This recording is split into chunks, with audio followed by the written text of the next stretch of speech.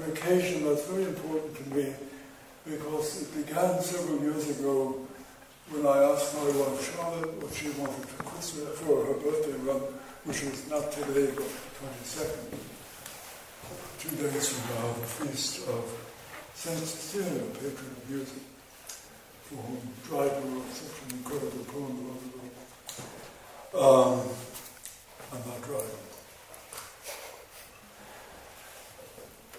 It's important for me to honor her birthday because she wanted a reading for her birthday, so we could find one. And I've done it every year since then, honor about her birthday. It's important to me to honor her, such an important person, the important person in my life, but also in another way to honor the community by letting them know as best I can in an hour's time what I've been up to since the last time they had to hear me. So it's an occasion for me to bring up the new stuff. This year, curiously, 4 different books of mine got published. Not all written recently, but not written right away, but all written in the past few years. There's been the past 5 or 6 years of amazingly energetic time in writing for me. I've been writing a lot. And the first of them, I thought I want to read something from each of those 4 books, and then the rest of the reading in current work, if that makes sense. So I first read from a book called Opening the Seals, published by Medium, a press that's usually devoted to anarchist and socially aware intellectual causes. I can't claim that I'm much of that. But this is a book which pursues the notion that there were in ancient times, circa 100,000 years ago, there were humans speaking a language which gradually developed into all the other languages of the world. The notion is of a proto-language. It's developed by an American linguist named Patrick Ryan, about whom I know nothing, and he proposed a list of monosyllables which had particular meanings to him. So that I read this list and was absolutely thrilled by the evocative power of the monosyllable as he assumed that to mean. So I wrote this whole book as a response to the list of monosyllables. Here's the first one I'll read. I'll read only one of it. I'll read only part of it, actually. It's a long text. Re, R-E, about which he says, fingernail, scrap, flake, rough. Apply something to something else. Any one of many things, small and definite, inanimate plurals, inanimate performative, to make something happen, to cause something to become. So those are the implications, the meanings he sees in that single red monosyllable. Fingernail, the sun, scratches at the sky, a gash of light. I had butterfly morning, yellow fingernail scratch. But the fingernail of something large we see in the sky, meniscus of the sun, thumb of his right hand. I apply myself to myself. I learn my lesson. I scratch on the blackboard. The chalk flakes off. Some letters stay on the board. Some fall to the floor. Chips fall. Scales ripple in sunlight. Eels throng the narrow sea. Here they take off from the vineyard. I pick one of them. I choose blue, flake, fluke, flounder, or tolerate the one that chooses me. Who chooses me? In all my births, in all my lives, I want to be someone who has hands to do, maybe even help you, or carve a word into something softer than it is, like rock or steel, so that it tallies all through the garden of the world, so people see and people understand.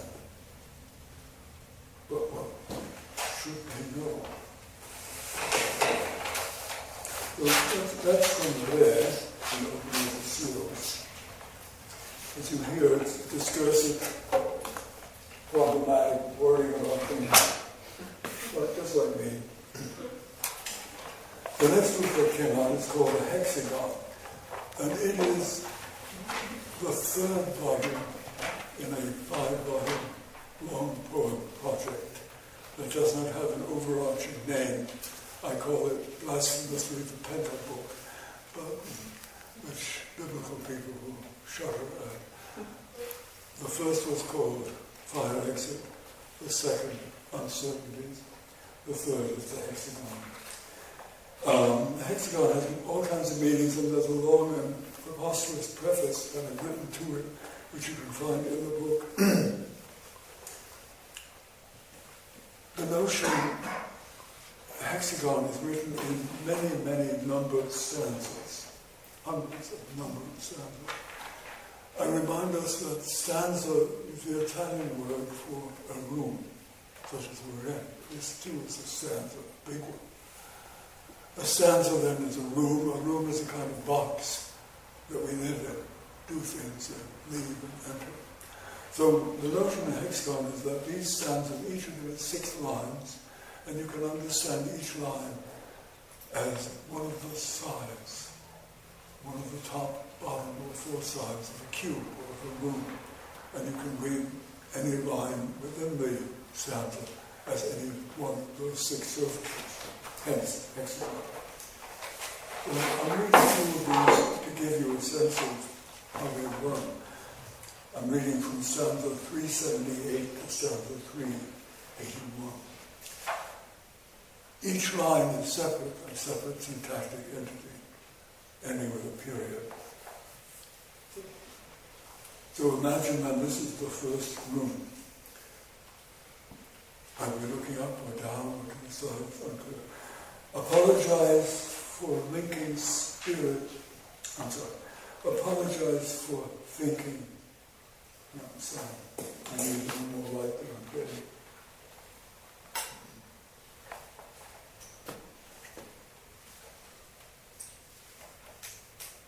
Open.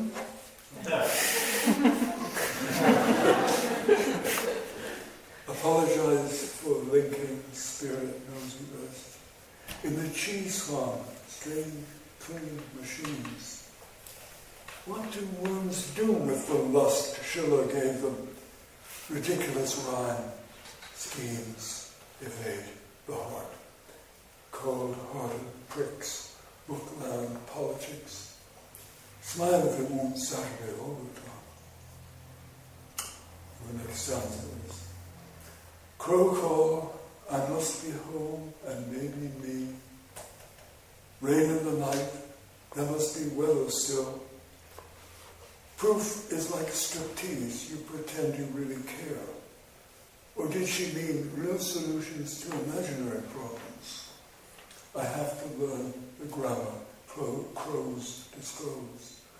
Ruined brick house way back in the woods. Now I've forgotten how to turn the daylight on.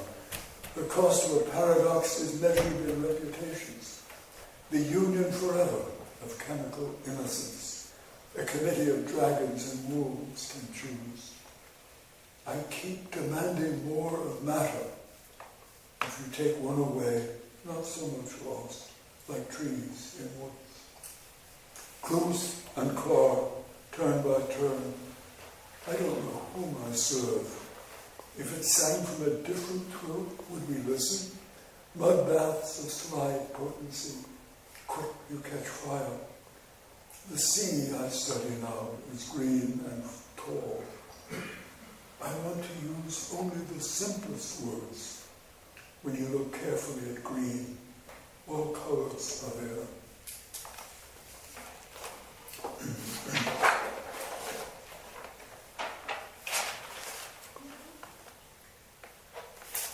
The fourth book in that long 5-book project is called The Heart Thread, and it's published right here in Hudson by the Luna Gentleman Cooperative.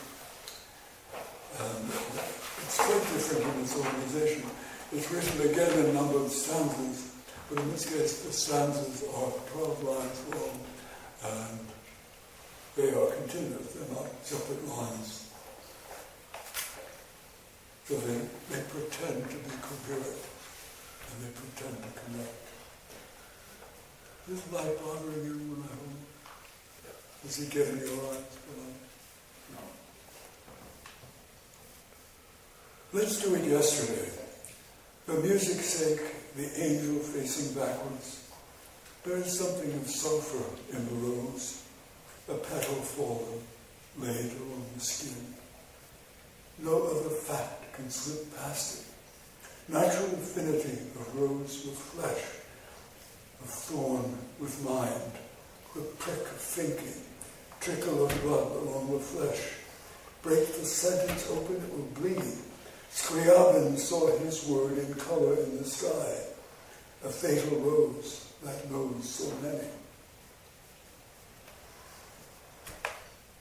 Something true about defilement, wrong tool for the right job, dawn full of feathers fallen from some legendary bird you never saw. For these things fly, their kind is to come close and touch you while you sleep. You say, oh, my dream, but it eats you, disdains your sorry meat. Touch defiles, that's why we need it. We come into this dance so pure, no one can remember its father.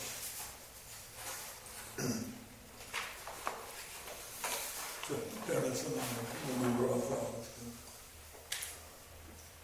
You were talking about them. No one can read it all the way through. Even a single sentence is infinite. The verb is an abyss. He talked about language till it silenced him. Humidity abolishes conversation. It is the sea come back to claim us, escapees, our local habitation, golden trowel round the town, hedges of Donegal, old gorse and fuchsia. Map the country where my body lives, wherever cold is comfort. Half the folk you meet aren't really there, vanish into lush green hills. The home I never had is you. The God of communication is the God of secrets kept. Power of the hermetic axe with two blades, wings on his heels, he shows and hides. Wherefore we set down words on paper, hoping substance hides what meaning says. Every language foreign to a thing. We live in darkness with skins of light, where Hermes is heaven, is a letter you can't yet read. Spend all on your nights deciphering this touch, brutal answer of a cloudless day. It must mean something if it's anything.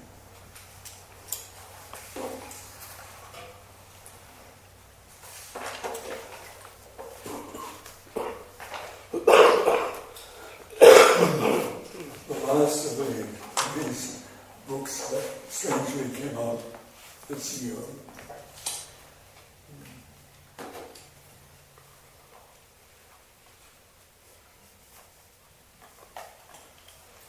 Thinking maybe this will work. New toys.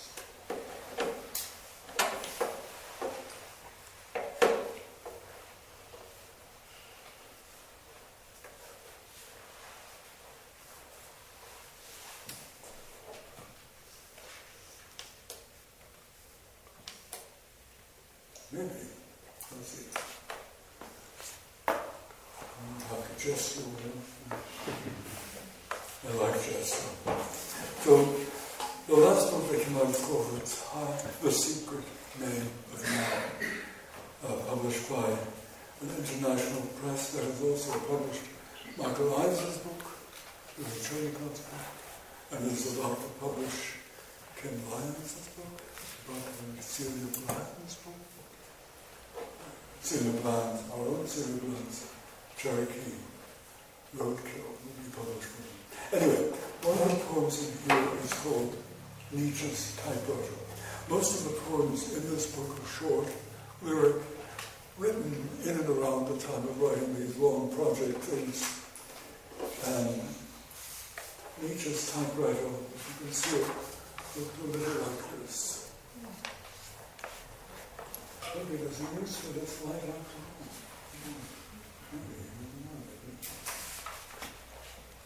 Have you seen Nietzsche's typewriter? Which books did he write with that, do you know? What? Which books did he write with that typewriter? When Nietzsche was very old and living with his sister, Count Harry Kessler came to see him. Harry was the man who closed Nietzsche's eyes after Nietzsche's death. He was sitting there in the room with Nietzsche and other people. Nietzsche hadn't spoken all day long, like pounded together. And they were talking about books being this and this and that. And at one point Nietzsche looked up and said, I wrote a book once. And then fell silent. But I don't know the answer. He didn't. Anyway, it was like that.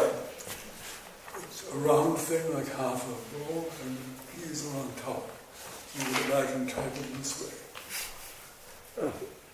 Very German. Like an accordion. Accordion rather than piano. Well, yeah, no piano. Huh? The accordion, Yeah. or even brass. I don't know. Or accordion. The man wants the accordion version. Anyway, this is the thing Nietzsche said. It's a little bit long, one of the longest pieces of the book.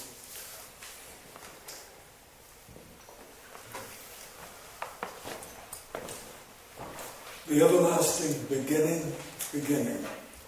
A fruit falls from no tree and becomes me.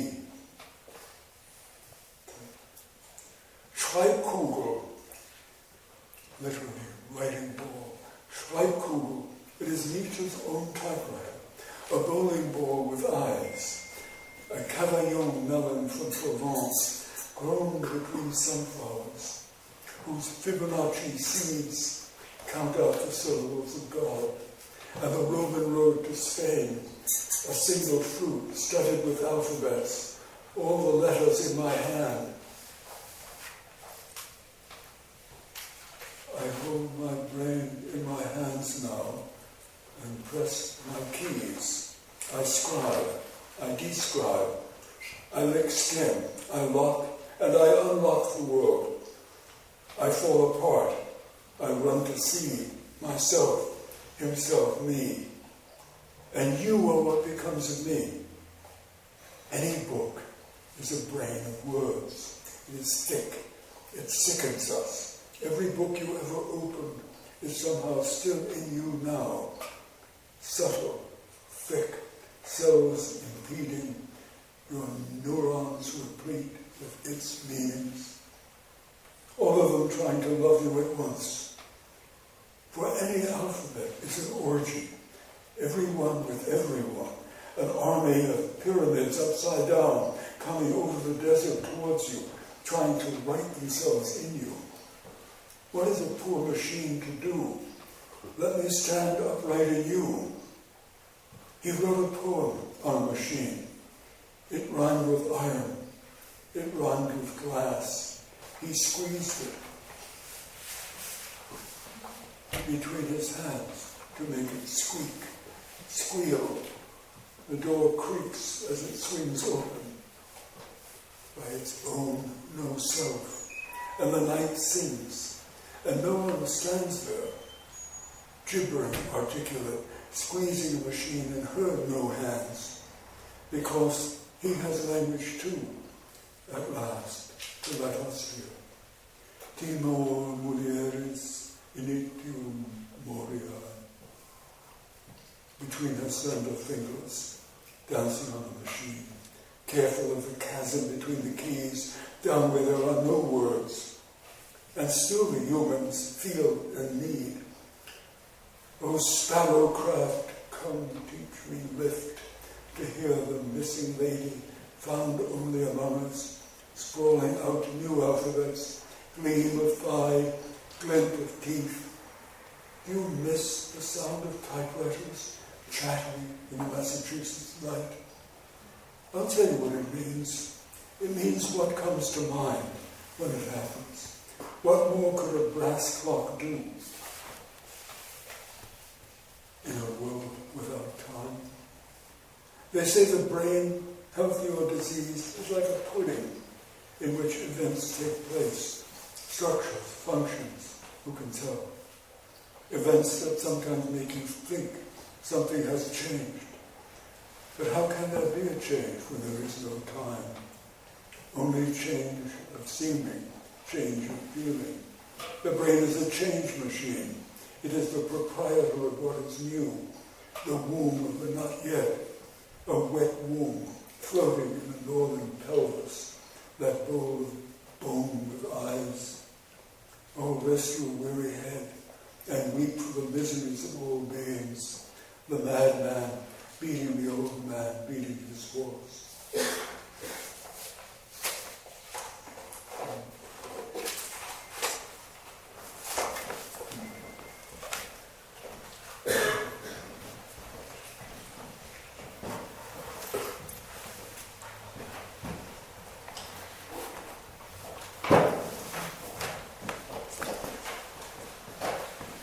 Like Mara, I do my law work in the summer. We say in Jewish lahavdil, you know that expression, the Yiddish speakers say lahavdil. When you mention yourself in some great being in the same sentence, you know, I, like Lincoln, haven't lived in a lifetime. So I, like Mara, do my own thing in some heated sentences. Mara is a great hero of mine, by the way. So this past summer, I worked on a long text, which is not part of the 5-book series. It's a motet called Reasons to Resist. And I just want to read a few pages of it so that you know it exists.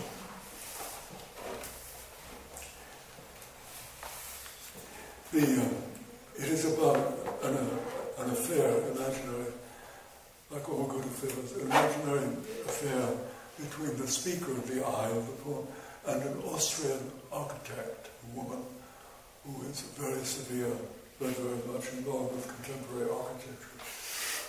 The poem is called Reasons to Resist, and it's quite long, and I'll only read a page or so of it to give you a taste. First, a flame emerging from the tip of a rainbow. Then a swirling congeries of flames in the shape of a woman, dancing through air, dark. Dark again, as it ever was. We live here now, adored by circumstance. Gulls, like old white men, toddle along the lawn. Dawn. Because sound does show the way, or a way, or just a way. Lusting all the livelong day for other places. Go where the sea goes, always the back. Honestly, there is a resonance in the air, if you can find it. Here, not there. Images recoil into green space, grizzled sky over neighbor island. Should the sun make bold to shine what we allow, glamorous weathers, fly craftsmen coining fake doubloons, the counterfeiter is the quietest thief, and with his waxy heart makes brass play gold. For money is a weather too, always room for revision. You decide, because you're here too, just past the corner of my eye. I can almost feel your hands. But why is a bright seashore like the pocket of deep woods? Lostness is anywhere. Come with seeing, hope in being. Loss is a cordial thing. Lost my way here, carrying the burden of hope. Lostness is in fashion, a colony revolting from the fatherland. Lady of Fatima at the dock, lady of fire, dream coat, dream cast, girl on the lawn, man on a hill. Everybody here except Caesar. You have to impersonate the emperor. Yes, you, each of you, for yourself. Caesar does not come so easy to our small politics. Goes on.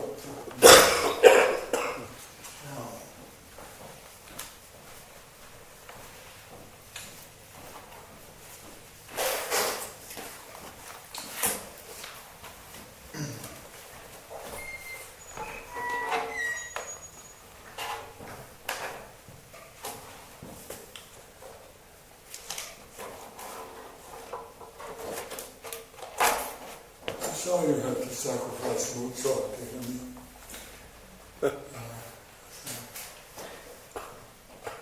I really like him, not so much his music, but the man. I used to date his sister.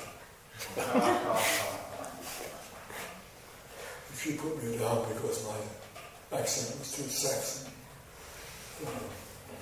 Western, Austrian. Here's some advice. Mostly for the young, but for the old can help it too. Stop growing old. No profit to be had from your experience in unaging hermitage. Grow wise. Your shadow on the cave wall will be comrade enough. Blue evenings talk with quiet wolves. Bless everywhere. Whatever you do, just don't remember.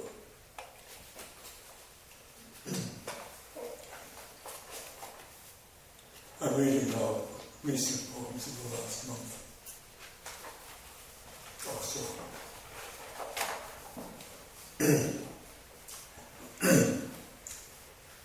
I think I get fresh with Mahler and Mozart. Here's Herbsttag, named Autumn Day, after one of Rilke's greatest poems. Has nothing to do with him, but except the time. Today more than yesterday, yellow softens the trees.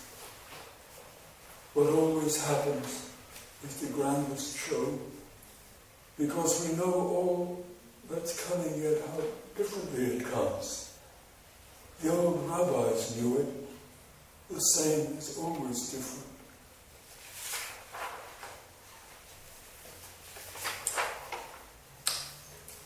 This is a piece which I think will be in the next issue of The Doris, that lovely magazine that Thomas and Billy edited in Hudson.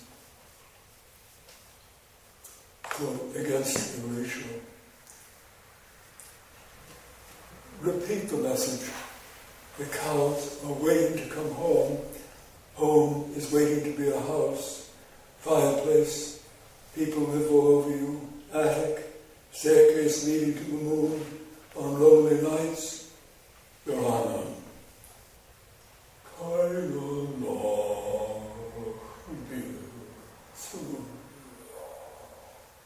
He mumbles into the soft, voluptuous tune we call the world. Dance around me while I dream you slow. Vision unlocks from every stone. Myths are just women you forgot you ever knew. The gods are women too. That, sir, is the secret of all secrets. What Solomon knew. Education tries to rub that knowledge out. Need I say more? Or what do you think daylight really means? The little humming drunken songs that Baranov's from Lechner in the second act of World War.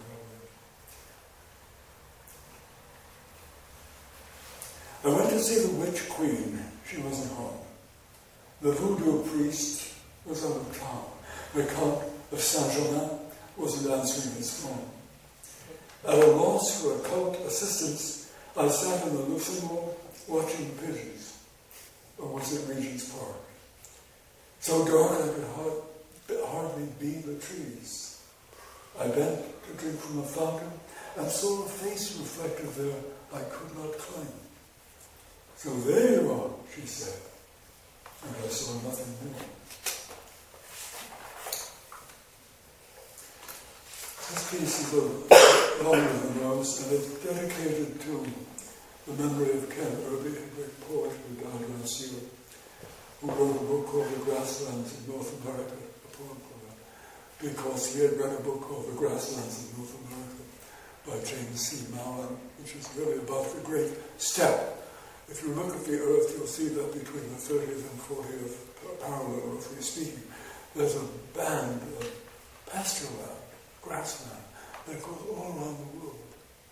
In Russia, they call it the steppe. In Hungary, the puszta, the central plains in Europe, our great plains, the prayer. Anyway, so I have a poem called The Grasslands of North America. Victorious certainties, grasslands of North America, I gave you a pocket. What did you fill it with? Why do I feel you all around me? The wind on the water, trying to come home. Come home with me. Everything tries to remember. I gave you a rocket. You couldn't find a match to light it. You threw it at the poor defenseless moon. He caught it midair. The grasslands of North America, juddering engine of the power moor. Then I folded you up and put you in my pocket. Knees to chest, arms round knees. You wouldn't fit. I changed my coat. The moon is getting tired of our poetry. And not just the moon. Once upon a time, from Pennsylvania, some word he spoke in the dark, all the way to the Rockies. I could walk all the way there in your shadow. Behind you, all the grasslands of North America. The shadow is a special highway for us. On beautiful dark roads we have never met. Grasslands of North America, anywhere else. There is more to this. We meet in eye to eye. The sound of thunder, signal fire smoke, messages from files, all over the puszta, prairie, steppe. The grasslands of North America actually circumnavigate the whole earth. Dhows and junks and clipper ships mowing the green sea, all the way to where we should be, following your shadow eye. I'm trying to mind you yet again. Stop listening, you'll hear me better. That everywhere else is right here. Now, Marco Polo, St. Teresa, Scott Fitzgerald, Blue Antarctic, childbirth on the moon, terrible cold hands. It's all here, nowhere to hide. Wapiti and Estes, Ovanaupa, Caribou, Lord Pronghorn, Wolf Cub. You sat in deep shadow and puzzled my mind. Now where can I go that isn't you? Everywhere I told you is right here.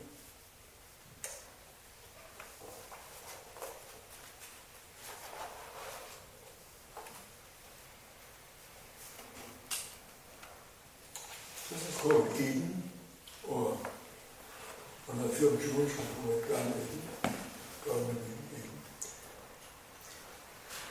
Come home. Eden loves you, forgives you for leaving. Eden knows you were scared by that imperious gentleman who found you naked in the trees. His trees, he thought they were, and snarled at you. He was a stranger here himself. You should never have listened, never have left. Come home. Eden misses you. Come home. I have trouble with the Bible, as you know. So,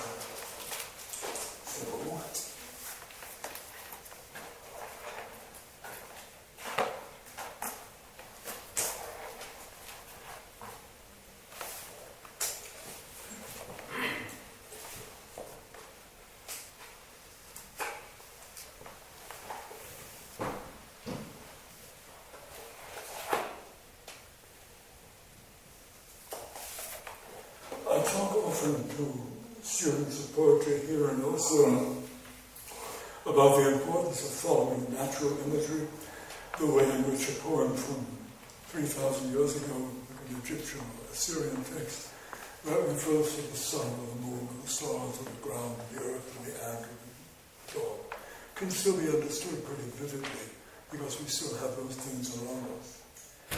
But sometimes I doubt. So this poem is called In Doubt of Natural Imagery. If I went along the road with Lorca and talked only about the moon, the stars, the empty road, the ants in a dead man's house, you'd never know what I need to tell. That the moon is a lonely, shabby man wandering around, waiting for that one night every now and then when he has the full attention of his wife, the sun. You wouldn't know that ants are angels of a mighty power deep inside the earth. And what they do is no concern of ours. They're writing scripture on the ground. And on our floor, we are not allowed to read. And dead men have no houses. The dead have gotten where they're meant to go.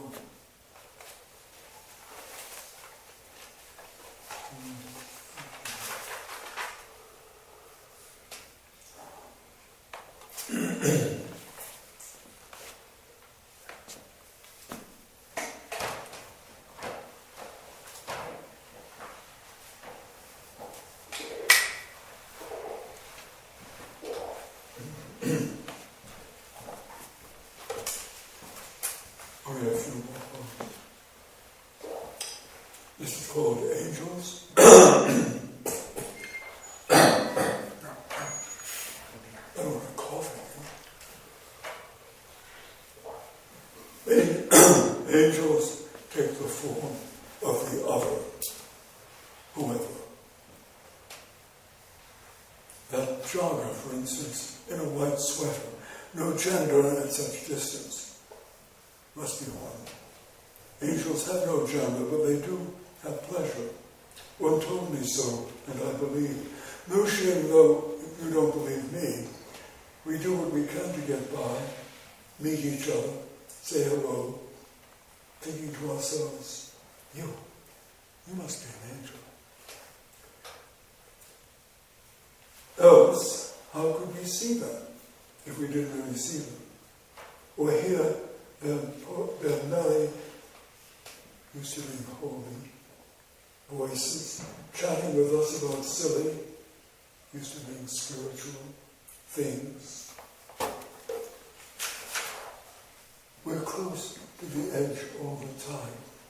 One man in a two-woman kayak, oars near the waterfall, hence angels, deliverance, dream, branches low over the stream, long arms, nick of time, TV screens, laugh tracks, rescue, old magazines, woman on the bridge's parapet commands the river to stand still. Green light of almost evening. Angels wake us, sleep us, so we dream them all day long. Sweetest reverie of ordinary life. There goes one now. Not jogging this time, walking quietly beside what at first looks just like a dog.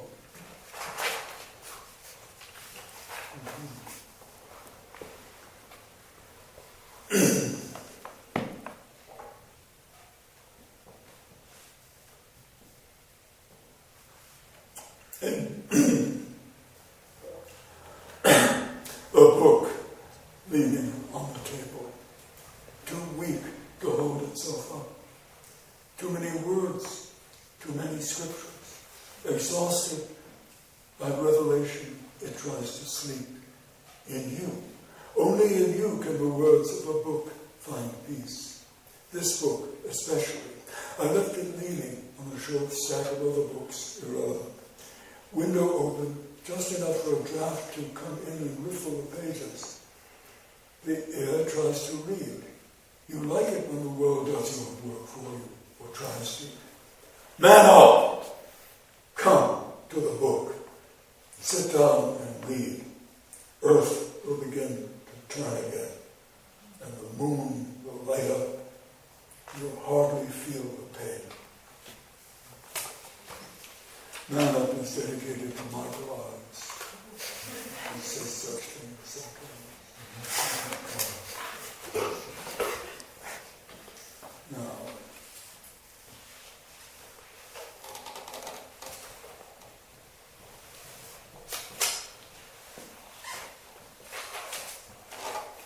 looking for one particular. Usually I end a reading by reading the latest piece I wrote. But since the latest thing I wrote this morning was just a prose sentence that said, what can it say? It's about poetry and science. The poetry doesn't ever try to prove anything. Science is all about proof. Poetry is all about jabbing you in the chest, saying, pay attention. Something. But since it was prose, I can't read you the last poem, but I've told you it. So I want to end with another poem, a longer one, not too long, for Charlotte. This is for Charlotte. And that's all its title is. The sky looks cold, but warmth comes down. Ivy around our bedroom window. That's enough to go on. I know that physics says heat rises, but from the blue happenstance up here, enough comes down to keep us. Let us sit some afternoons out in the yard with the other animals and learn from them when to feed and when to hide. I like to hide. Because I claim invisibility, like a tree among trees, or this one wave washing up on the shore. But a wave, more physics here, is only motion in a substance, not substance itself. So I'm a time, maybe, a common happening, and no more. But you are real. That's what I've been learning.